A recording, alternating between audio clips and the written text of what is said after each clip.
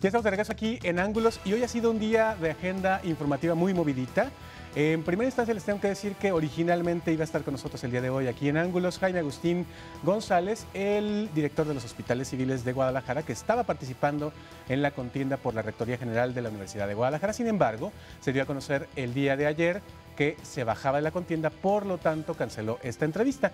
Y en nuestro calendario, el próximo en comparecer, digamos aquí en Ángulos, será Pablo Arredondo, que estaba agendado, y mantenemos la cita el próximo lunes. Otra cosa que les tengo que contar el día de hoy es que ya se acordó que en el marco de esta contienda habrá debate entre los 4 aspirantes que quedan a la Rectoría General. Será el próximo martes 29 a las 8 de la noche en este mismo espacio, en este mismo set de Canal 44, donde los 4 aspirantes van a venir a presentar sus propuestas y por supuesto que aprovechamos para decirle a todos los medios de comunicación que les vamos a pasar la señal para si lo quieren transmitir, con mucho gusto les pasamos la señal. Así que el próximo martes debate, además del que anunció la FEU, que no es exactamente un debate, sino una presentación de los 4 ante la comunidad académica y particularmente la estudiantil. Ahora sí, en lo que se refiere a la agenda informativa del día de hoy, estuvo muy movidito el asunto porque casi al mismo tiempo se estuvieron discutiendo 2 temas sumamente trascendentes para el país. Uno de ellos en la Suprema Corte de Justicia de la Nación, que es si se dejaba en libertad o no a Florence Cassés, que era acusada de secuestro, de haber participado en una banda de secuestradores y que a lo largo de los últimos meses se ha venido develando que se montó un programa de televisión para presentarla como si hubiera sido detenida en ese momento, cuando había sido detenida en realidad en otro lugar un día antes. Y eso alteró todo el proceso y por eso es que entran presiones internacionales como en su momento presidente de Francia, Sarkozy, a pedirle a los presidentes, tanto al entrante como al saliente, Felipe Calderón y Enrique Peña Nieto, que liberara a Florence Cassés.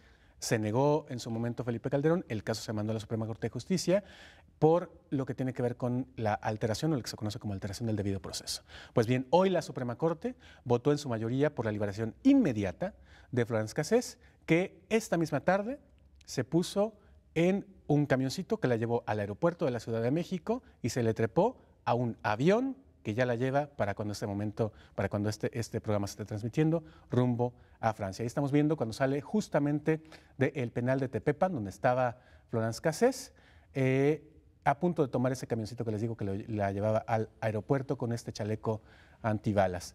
¿Qué opinan acerca de este caso y qué opinan acerca de este desenlace o de este principio de desenlace, Carlos Jonas? Ricardo, buenas noches. Carlos, ¿cómo estás? De verdad ni los presenté, ¿verdad? No, te preocupes. Está con nosotros como cada miércoles. Carlos, sí, por supuesto, Carlos Martínez Macías y Jorge Octavio Navarro Jonas. Antes de entrar al tema de Florence Cassés, vamos esperando, Ricardo, que para el proceso interno de la elección de rector todavía haya 4 la semana entrante. Exacto. Porque si el caso de Jaime Agustín marca pauta, bueno, yo no me sorprendería de que de repente ya nada más queden 3 o 2 o 1. No sabemos. O que sea un debate de uno, ¿tú crees? Pues, bueno, el asunto seguramente está evolucionando de manera distinta a la que se había previsto en el inicio de este proceso. Pero en fin, eso solamente el tiempo nos lo dirá. Fíjate que tú mencionas, y escucho con atención lo que estás diciendo en torno a la liberación de esta señora Cassés. No debatieron en la Suprema Corte si la liberaban o no. Me parece que es el afán que tenemos los comunicadores. Me parece que no podemos olvidar ese fenómeno. Tratamos de hacer simple lo que es complejo y no es un defecto, es una necesidad para poder llevar un tema que está muy embrollado, hacérselo lo más entendible al auditorio. En este caso, lo que se discutió en la Suprema Corte, yo creo que es importante puntualizarlo, era revertir una sentencia. Es que la señora Cassés estaba sentenciada y eso a mí me parece muy grave porque pues ahora sí nos desnudamos literalmente en términos de justicia y la Suprema Corte está dejando ver no solo un procedimiento equivocado, falseado, manipulado de uno de los funcionarios más importantes del gobierno de Felipe Calderón, Genaro García Luna. Genaro García Luna, sino que además está dándole vista al mundo, sobre todo a los países occidentales, a las potencias, entre las que se incluye Francia, de la enorme deficiencia de nuestro sistema de impartición de justicia. Me parece que es un... Imagínate. No, ya estamos... El tema es pesado. Sí, sí, claro. Estamos cayendo ya en cuenta de eso.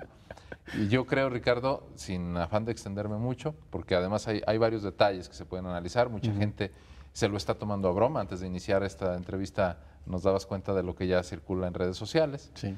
Pero hay muchos que se están rasgando las vestiduras, lo digo en términos muy respetuosos, porque hay motivos para tener casi la certeza, estoy hablando no de una perspectiva judicial, sino una perspectiva de como ciudadanos, de que Florence Cassés estuvo participando o tenía conocimiento de actos delictivos, lo cual la hace responsable de una violación a la ley que debiera penar, o cuando menos purgar, dado que ya hubo una sentencia.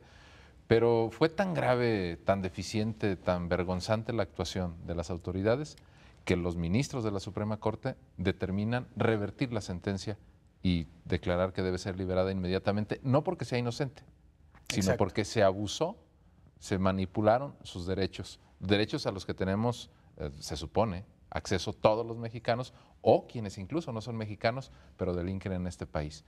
Es terrible. Este asunto nos debiera poner a temblar a todos porque es la expresión más clara de la impunidad en la que hemos vivido durante decenios. Y también es un reto para la administración de Enrique Peña Nieto, yo lo planteo en esos términos, en el sentido de que tenemos muchas reformas pendientes, pero la judicial, ¿cuándo? ¿Cuándo van a empezar a trabajar en capacitar, en hacer más honestos, diría yo, a los jueces, a los agentes del Ministerio Público, a la Procuraduría General de la República, y luego vámonos en cascada a las procuradurías de los estados? Claro, y qué bueno que lo puntualizas, Jonás, porque efectivamente nadie está diciendo que sea inocente, ¿no? Porque hoy el debate es, bueno, ¿y las víctimas qué? ¿No? Y las familias de las personas que esta mujer secuestraba, a las que, según se documentó, quién sabe si bien o mal en el proceso, les cortaba las orejas, les cortaba los dedos, o les daba a escoger entre cortar la oreja o el dedo. ¿Y esa gente qué? Bueno, nadie está diciendo que no sea inocente, nadie está diciendo que no haya delinquido. Lo que está diciendo la Suprema Corte de Justicia hoy y otras instancias anteriormente es que el proceso, eso que se llama debido proceso, no se llevó a cabo como marca la ley y que las violaciones en el proceso fueron tan grandes que hay que revertir la sentencia. Es decir, el Estado mexicano falló al momento de tratar de llevar ante la justicia a una mujer que hoy nadie está declarando inocente, sino que más bien se está exonerando por la forma en que actuaron las autoridades. Carlos.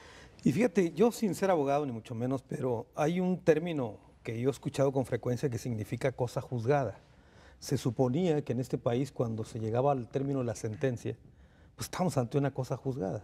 Hoy lo que hemos visto en esta decisión de la Corte es que no es así. A mí lo que me llama la atención es que hayan sido presiones internacionales las que hayan tenido que llegar a este punto para hacer que la Suprema Corte de Justicia abriera un nuevo proceso para volver a revisar el caso, un caso que ya había una sentencia. Y estoy de acuerdo con lo que ambos han mencionado, es decir, las fallas a lo largo del proceso. Aquí lo más grave de todo, no solamente es, como dice Jonás, que se haya exhibido la justicia en México con este caso de Florence Cassés, sino yo diría que todo el proceso como tal, es decir, nunca debió haber llegado a una sentencia cuando había prueba plena de que se habían fabricado precisamente un montaje de la televisión. Eso ya se había dicho, se dijo desde el año pasado, etcétera, etcétera. Y aún así los jueces que conocieron de la causa en primera instancia, en segunda instancia, en tercera, ratificaron la sentencia de 60 años. Yo creo que desde el principio, desde la detención, el prestarse para un montaje televisivo y hasta lo que ocurre hoy, sinceramente es un acto o ha sido un expediente completamente vergonzoso. Claro, y qué bueno que lo mencionas también porque efectivamente todos, ahora sí, como representantes del Estado mexicano, tienen una responsabilidad en esto, ¿no? Los policías que la detuvieron, los policías federales que hicieron el montaje y que se prestaron para ese montaje, claro, los jueces que revisaron el caso, claro, los jueces que revisaron el caso, sí, y los jueces que dictaron la sentencia y ratificaron. Apelado, etcétera, etcétera. Exactamente, entonces, de verdad sí quedamos muy parados y lo que queda en este momento también es la sensación, Carlos, de lo que dices, de que se hizo justicia, porque hay que decir que esto es justicia, nos guste o no, aunque el resultado no sea castigar al responsable, ¿no? Digo, eso, que no es lo mismo, perdóname. No, se hizo justicia, en el sentido de que se castiga un hecho, que no debió suceder, ¿no? Del Estado mexicano. Pero no se castigó el hecho superior. Que es el delito. Ese es parte del debate. Pero el otro debate es, bueno, sucede en este caso porque la señorita, señora o lo que sea, es francesa. Hay muchos mexicanos hoy, que están en la misma situación y que incluso son inocentes y están en las cárceles, a los que nadie pela y no van a llegar a una resolución como esta, nomás por no ser extranjeros. Vamos a la pausa, después de la pausa seguimos comentando este caso.